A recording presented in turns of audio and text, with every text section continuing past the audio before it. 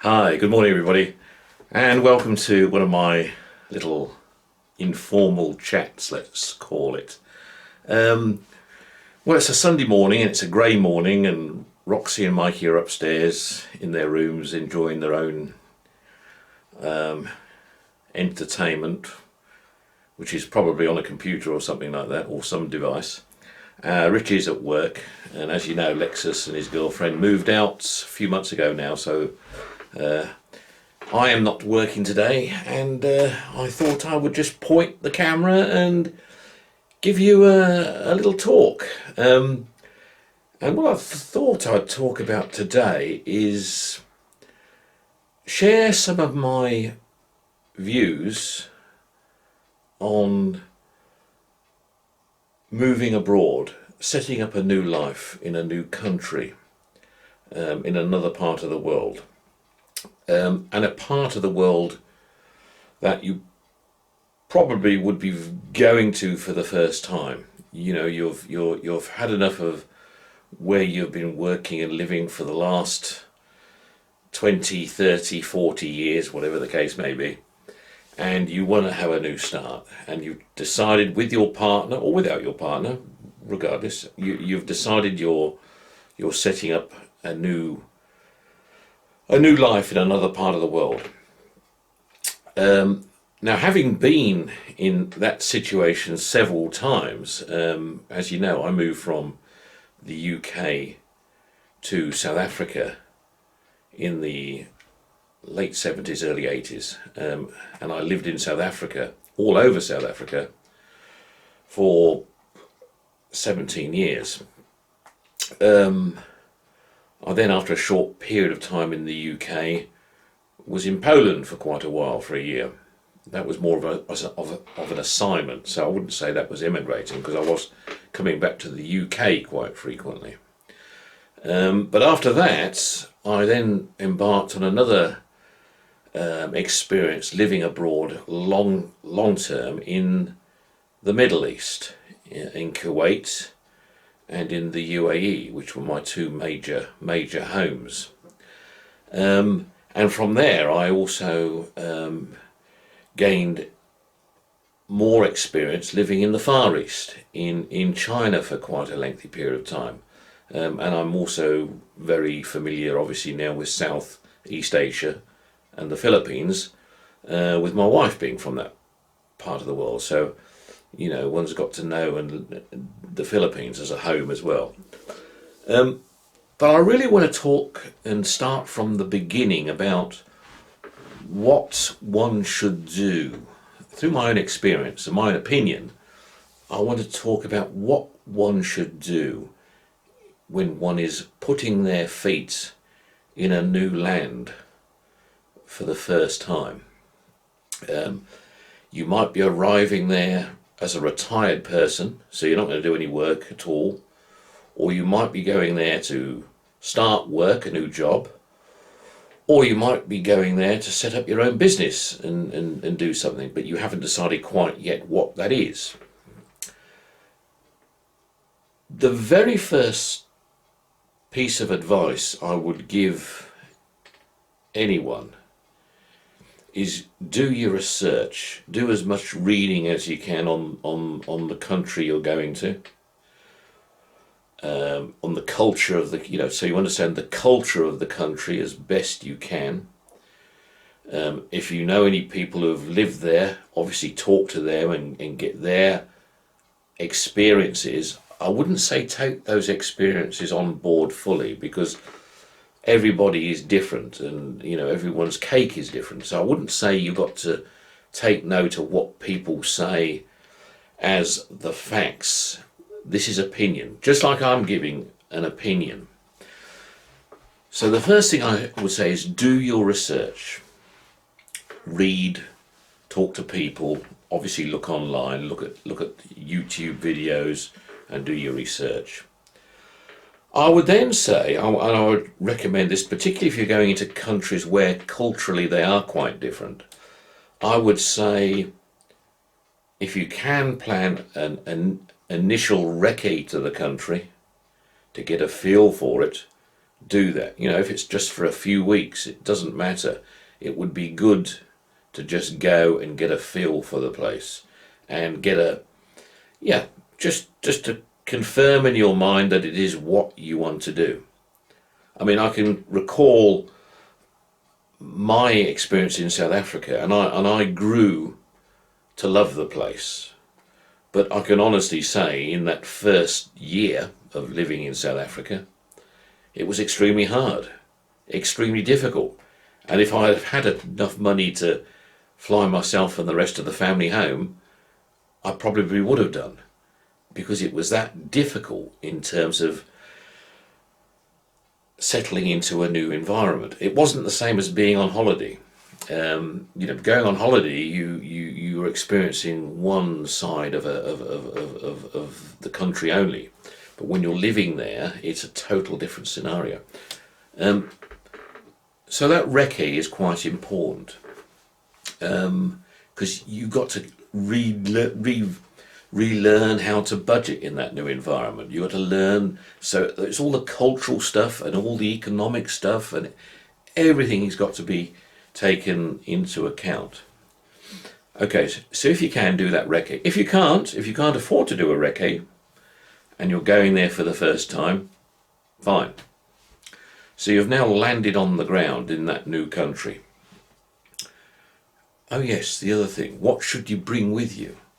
Well, my advice is bring as little as possible. Now that may surprise you as well.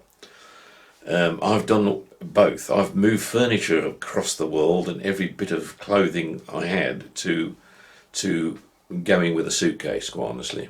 And I can honestly say the best route for me that worked was going with the suitcase. Because I was just taking, you know, the rest of, you know, I was taking England with me by going with furniture and all my effects and every bit of clothing, of which most I didn't wear, or unless I was coming back for a visit to the UK. You know, it was costing me money to do these things, and I didn't benefit from it really at all. I also think you know, you've got to go and you've got to embrace the new culture and the new environment. So by going into that environment, you know, how large a property are you going to be living in? Are you going to be renting it? Are you going to be buying it? Are you going to be staying in temporary accommodation for a period of time? You know, there's so many options open to you when you go with a suitcase.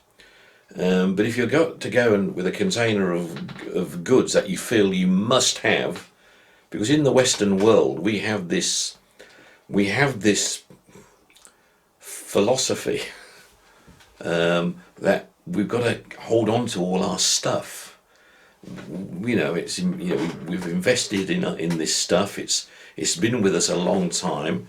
Some of it's been passed down from one generation to another, you know, and we've got to hold on to it. Yeah, you know, I can appreciate all that kind of cultural stuff that we have in the UK, but it doesn't do you any good taking it halfway around the world at first. You know, it could be something that you require and you need to send for at a later stage, but it's certainly not one of the first things you should put on your list. So if you have a lot of furniture and you have a lot of heirlooms, for want of a better word, that you don't want to get rid of and you don't want to sell and you don't want to give away, my suggestion is put them into storage, long-term storage, which is low cost in the UK, and you can put them there and then you can call on them as and when you might need them. And if you don't need them at a later stage, then you can get rid of them. So that would be my first bit of advice. Take your stuff, put it into storage.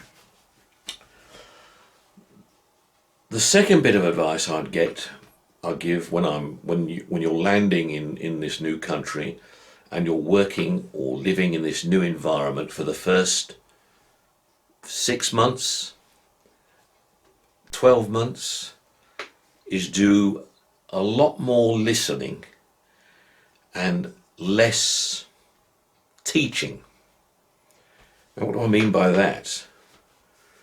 Well, things are done differently in other countries. Time works differently in other countries. Methods of doing things work differently.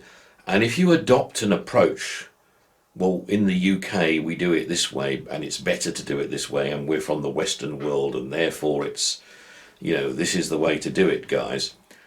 I don't think you stand ground to do well going forward in that country. I think you'll always have a distance between yourself and your new friends, your new colleagues, your new partners, your new family.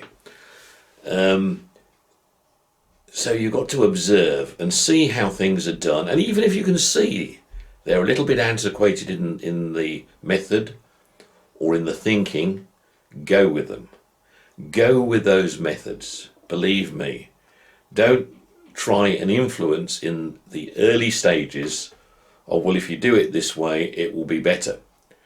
And it could be anything from a simple task in the kitchen to building a house or whatever the case may be. I'm just saying you will gain friends far more quickly by going there and learning a new way of doing things, a new way to you. And I think over time you will gradually gain then the trust and the respect and will start doing things, influencing things in a more productive, useful way. Again, I witnessed a lot of this in South Africa to start with, and I didn't go with a brash approach that I'm going to change everything, because I was a very young retail manager when I first went into South Africa.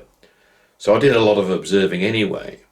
But I saw many Brits, for example, fall flat on their faces for trying to be, let's say, too clever in what they were trying to get in their new workplaces, in their new environments.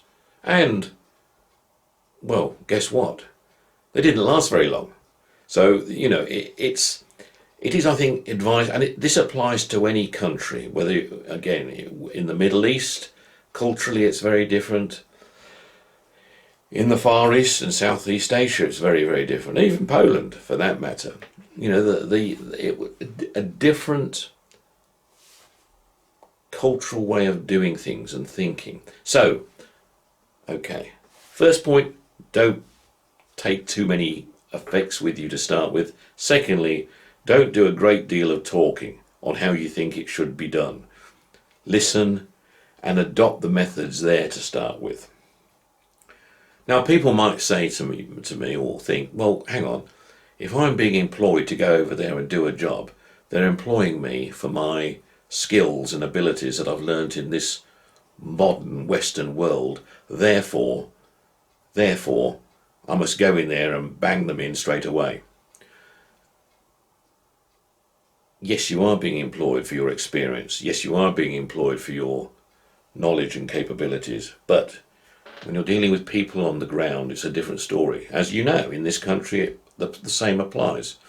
And, trust me when I say this, through experience and time on the ground, you can't enforce methods from a foreign country that you're from to anybody just like that and expect it to be adopted. It won't happen.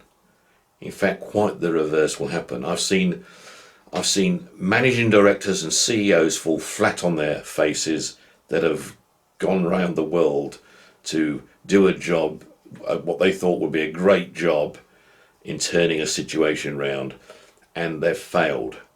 Not because they don't understand retail, but because they've lacked to appreciate and understand the culture and the thinking and the methods that have been used for generation after generation in the new country they're working in. So that's very, very important. The third bit of advice I would give is smile. be approachable, be accommodating, to listen. And you'll gain trust and gain friends far more quickly. You will not have to concern yourself with things like, should I talk to this person or should I not talk to that person? Don't worry about any of the politics.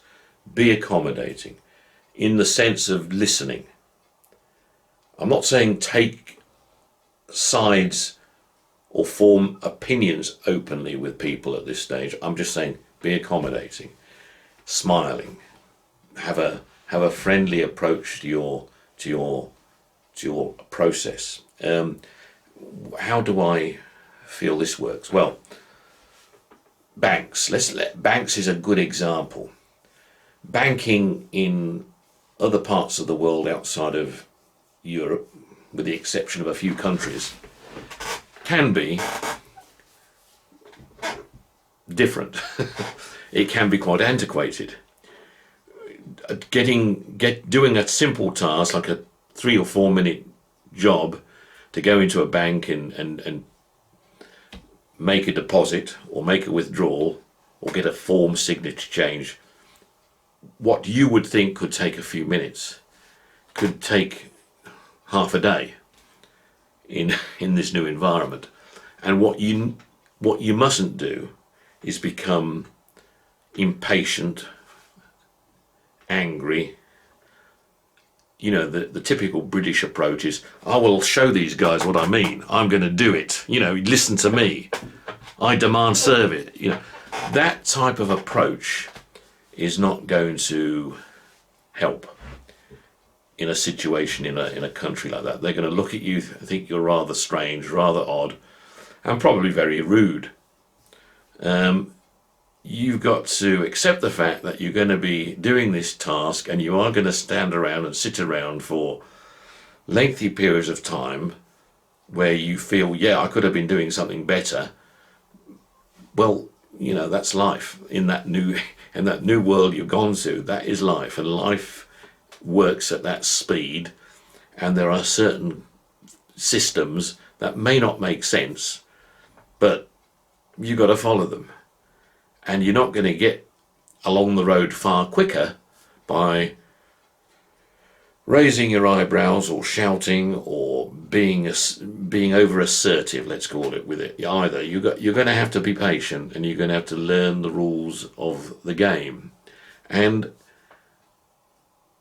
that is why I call it, it is that openness to listen. I find in most countries I go to, if I ask the question, because obviously people could see you're new in the environment, new in the country. You ask people, and they're helpful. They will help. They tend to help in most cases, and it's soon very easy to establish what can happen. So yes, very, very important. Do not expect everything to work the same in your new environment as it does where you've just come from. And you know, the reason why you're leaving the UK or Europe or America to live in your new environment is because you've made a choice to move out of the environment you're already in. So why take it all with you? You know, there's no point. That was the other thing that used to strike me as a bit odd when I'd go, again, living in South Africa, and if there were a few Brits in the same company or in the same location, resident-wise, they'd form their own little club, their own little clique. And that was the same in the Middle East as well, and the same in Asia. And it's very easy to fall into that type of situation. I'm not saying you shouldn't talk to people from your own country when you're in a foreign country. Of course I don't. What I'm saying is make extra efforts in making yourself approachable, okay, and accessible to your local neighbours and local work colleagues, because that is where you win the ground in the long run. Okay, that's what I'm going to be talking about now. I'll be following up with a further video on the detail of this later on. Have a good day. Bye bye.